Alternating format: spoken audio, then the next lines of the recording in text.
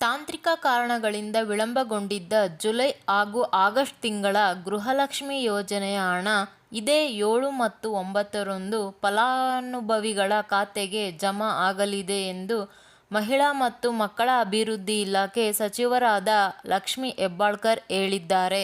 ರಾಜ್ಯದ ಯಜಮಾನಿಯರ ಖಾತೆಗೆ 2 ಕಂತಿನ ಹಣವನ್ನು ಹಾಕಲಾಗುವುದು. ಕೆಲವೊಂದು ತಾಂತ್ರಿಕ ಕಾರಣಗಳಿಂದ ಹಣ ಹಾಕುವುದು ವಿಳಂಬವಾಗಿತ್ತು ಎಂದರು. ನವರಾತ್ರಿ ಹಬ್ಬದ ವೇಳೆ 2 ಕಂತಿನ ಗೃಹಲಕ್ಷ್ಮಿ ಯೋಜನೆಯ ಹಣ ನಿಮಗೆಲ್ಲ ಬರುತ್ತಿದ್ದು, ಹಣ ಸಿಕ್ಕ ಬಳಿಕ ಭರ್ಜರಿಯಾಗಿ ಹೋಳಿಗೆ ಊಟ ಮಾಡಿ, ಅದೇ ನನಗೆ ಸಂತೋಷ ಎಂದು ಸಚಿವೆ ಲಕ್ಷ್ಮಿ ಹೆಬ್ಬಾಳ್ಕರ್ ಹೇಳಿದರು.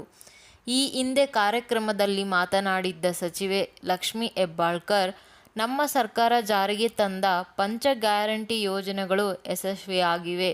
ಗ್ಯಾರಂಟಿ ಯೋಜನೆಗಳಿಂದ ಹಿರಿಯ ನಾಗರಿಕರಿಗೆ ಬಹಳಷ್ಟು ಅನುಕೂಲವಾಗುತ್ತಿದೆ. ಶಕ್ತಿ ಯೋಜನೆಯಡಿ ನಮ್ಮ ಹಿರಿಯ ತಾಯಂದಿರು ಕೂಡ ಉಚಿತವಾಗಿ ಬಸ್ನಲ್ಲಿ ಪ್ರಯಾಣಿಸುತ್ತಿದ್ದಾರೆ.